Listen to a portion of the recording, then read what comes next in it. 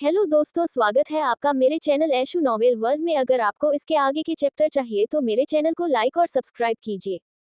Chapter 40। अब आगे। इश्की और दादी को इस तरह से गले लगते देखकर अयांश को भी काफी खुशी महसूस हुई, साथ ही उसे थोड़ा दुख भी हुआ क्योंकि दादी वाकई में काफी बूढ़ी हो गई थी। अब ऊपर जाकर आराम करो, दादी ने प्यार से इश्की से कहा। ठीक है, मैं आपको पहले आपके कमरे तक छोड़ दूं, इश्की ने दादी की उठने में मदद की। दादी ने अपने बगल के सोफे पर बैठे अयांश से कहा, अयांश बहुत देर हो चुकी है, अगर तुम्हारे पास कोई जरूरी काम नहीं है तो तुम आज रात यहीं रुक सकते हो। ठीक है दादी, अयांश ने कहा। शुरू में अयांश कुछ देर में घर जाना चाहता था, लेकिन दादी के इस तरह से कहने पर उसने न जाने का मन बना लिया।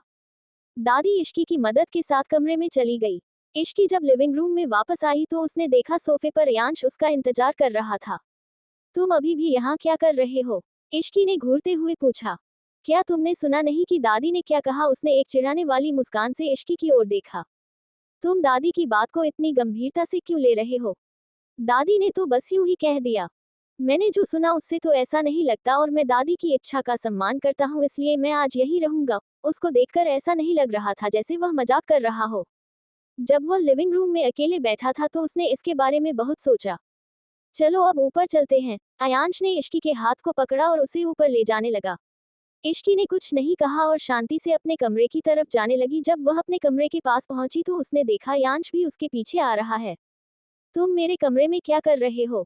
अयांश ने लापरवाही से शर्ट के बटन खोले और बोला, यह मेरा कमरा भी है।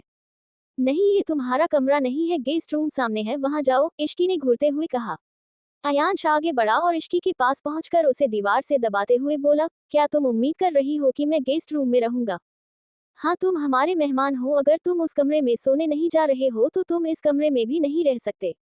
क्या लिविंग रूम में दादी से शादी की बात करने वाली लड़की तुम ही थी, या तुम दादी के सामने बस दिखावा कर रही थी? अयांश के सवाल से इश्की चौंक गई। इश्की को अजीब महसूस होने लगा। असल में उसने बस उस पल ऐसे ही वादा कर दिया था, क्योंकि उसने देखा था कि उसकी दादी शादी के नाम से कितनी खुश थी।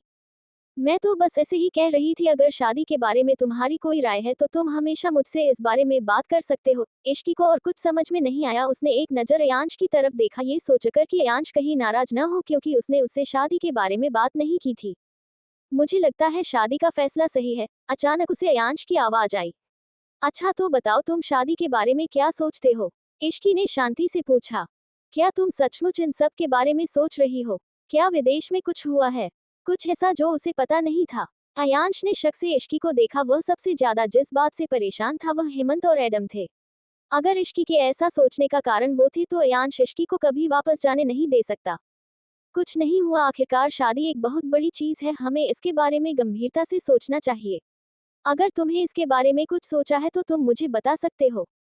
ऐसी कोई बात नहीं है, चलो अब सोते हैं, मैं बहुत थक गया हूँ। किसने कहा कि मैं तुम्हारे साथ सोने वाली हूँ? चलो बाहर जाओ। क्या तुम चाहती हो कि मैं तुम्हारे साथ न सोऊं? बेशक मैं चाहती हूँ कि तुम गेस्ट रूम में जाओ।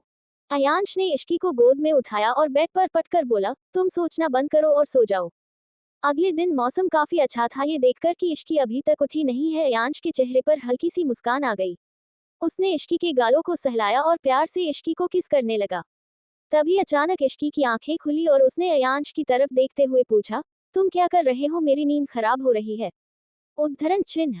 अयांश ने कुछ नहीं कहा और अपने हाथों को हटाते हुए बोला, चलो जल्दी उठो, काफी देर हो चुकी है, हमें दादाजी से मिलने जाना है। अयांश की बातें सुनकर इश्की बेड से कूद गई और तेजी से वॉशरूम की ओर भागी। अयांश भी गेस्ट रूम के वॉशरूम में गया और शॉवर लेने लगा। थोड़ी देर बाद दोनों तैयार होकर नीचे आए। इश्की ने टाइम देखा और बोली, क्या तुम्हें जल्दी ऑफिस जाना है? मैं सोच रही हूँ कि क्यों न मैं फैक्ट्री चली जाऊँ, शायद मुझे कोई और सुराग मिल जाए। मुझे लगता है कि तुम्हें थोड़ा आराम करना चाहिए। उसकी कोई जरूरत नहीं है। जैसे ही उसने बात खत्म की दादी वहां आए। उन्होंने खुद ही ब्रेकफास्ट बनाया था। इश्की दादी से बोली, दादी हम लोग फैक्ट्री जा रहे हैं, हमें आज दादाजी से भी मिला है। आराम से जाना, दादी ने कहा। हालांकि तभी अयांश को पता चला कि उसकी अभी एक जरूरी मीटिंग है, इसलिए इश्की तुरंत फैक्ट्री की तरफ चली गई। उसने सोचा शायद वहां उसे कोई सुराग मिल जाएगा। जब वह वहां पहुंची तो उसने बाहर केल्विन को खड़ा पाया। मिस कपूर, आप यहाँ क्या कर रही है? अयांश ने आज उसे एक मुश्किल काम दिया था जिससे उसे लगा कि ये उसके बस की बात नहीं है और पूरे दिन के काम से वह बोर हो जाएगा। यही कारण था कि उसने उम्मीद नहीं की थी कि इश्की भी यहाँ आ जाएगी। क्या अयांश ने तुम्हें यहाँ भेजा है? इश्की ने अनुमान लगाया और हंसते हुए बोली। आप सही है, मिस्टर सिंघानिया ने फिर से इस जगह को देखने के लिए हमें भेजा है। ठीक है, आगे बढ़ो, उसने कहा। मैं आगे जाकर देखती हूँ। पूरी फैक्ट्री में बुरी तरह से आग लगी थी, जिसकी वजह से ज्यादा जगहें राख में तब्दील हो चुकी थी। मिस कपूर, यहाँ देखने के लिए क्या है? यहाँ पैदल चलना ही बहुत कठिन है, इसलिए आप संभल कर रहिए, नहीं तो आपको चोट लग जाएगी। इश्की ने अपना सिर हिलाया। कोई बात नहीं, मैं बस इधर उधर देखने जा रही हूँ। उसके बाद वह उस स्थान के पास पहुंची जहां आग लगी थी, जैसा कि उसने अनुमान लगाया था। उसे भी कोई परेशानी नजर नहीं आई। केल्विन ने इश्की की तरफ देखा और बोला, मिस कपूर, क्या आपको कोई सुराग मिला? इश्की ने इस बारे में सोचा और बोली, मेरे लिए किसी को टूल बॉक्स लाने के लिए कहो। इश्की ने टूल बॉक्स की तरफ हाथ बढ़ाया और उससे उस जगह को देखने लगी। केल्विन काफी उलझन में था, उसे पता नहीं था कि इश्की क्या ढूंढ रही है, लेकिन उसने कुछ नहीं कहा। केल्विन ने देखा कि इश्की वहां के एक तार को उठाकर उसकी जांच कर रही है, इसलिए उसने उत्सुकता से पूछा, मिस कपूर, क्या कुछ गड़बड़ है? इश्की ने अपनी आंखें उठाए और भयानक अंदाज में बोली, मैं तुम्हें ढूंढ लूंगी, चाहे तुम कोई भी हो। 2 घंटे बाद इश्की अपने माता पिता की विला आई। जब वह अपनी कार से बाहर निकली तो उसने देखा कि अभिनव और आहिर भी गाड़ियों से उतर रहे हैं। जब उन्होंने देखा कि इश्की आए हैं तो वह दंग रह गए। तुम वापस कब आई? मैं कल आई थी, क्या आज आप दोनों की छुट्टी है? इश्की ने उत्सुकता से पूछा। हाँ, आज माँ पापा हमसे मिलना चाहते हैं। क्या तुम अपना काम पूरा कर चुकी हो? अभिनव ने उलझन से पूछा। नहीं, अभी प्रोजेक्ट पूरा नहीं हुआ है। मुझे लगता है कि हमें पहले इस बात को यहीं रोक देना चाहिए, चलो अंदर चलते हैं। पापा तुम्हें देखकर बहुत खुश होंगे, आहिर बोला। लिविंग रूम में ईशान और ईशानी सोफे पर बैठे न्यूज देख रहे थे, जबकि मोक्ष और रुद्र अपने मोबाइल में गेम खेल रहे थे। जब दोनों ने इश्की को देखा तो उनकी आंखें चमक उठी। इश्की, तुम आ गई, आओ हमारे साथ गेम खेलो। दोनों ने पकड़कर इश्की को अपने बीच बिठाया और गेम स्टार्ट कर दिया। वैसे तुम दोनों ऐसा कौन सा गेम खेल रहे हो जो मेरी बेटी को आते ही गेम के पीछे लगा दिया? ईशान ने अपने बेटों को घूरते हुए पूछा। पापा, बस 10 मिनट। थोड़ी देर बाद इश्की गेम जीत गई। ईशान और ईशानी ने एक दूसरे को देखा और बोले, वैसे विदेश की यात्रा कैसी रही? उद्धरण चिन्ह, बहुत अच्छी। घर पर सब कुछ कैसा चल रहा है? इश्की ने अपने माता पिता को देखा, बहुत टाइम से वो घर नहीं आई थी, इसलिए उसे अपना घर थोड़ा अनजाना सा लग रहा था। यहाँ सब ठीक है क्या? विदेश में काम करना कठिन था? तुम बहुत कमजोर लग रही हो। इश्की ने देखा उसके माता पिता वास्तव में बहुत परेशान है, इसलिए उसने शांति से कहा, सब ठीक है, बस मैं काफी टाइम से ठीक से सो नहीं पा रही थी।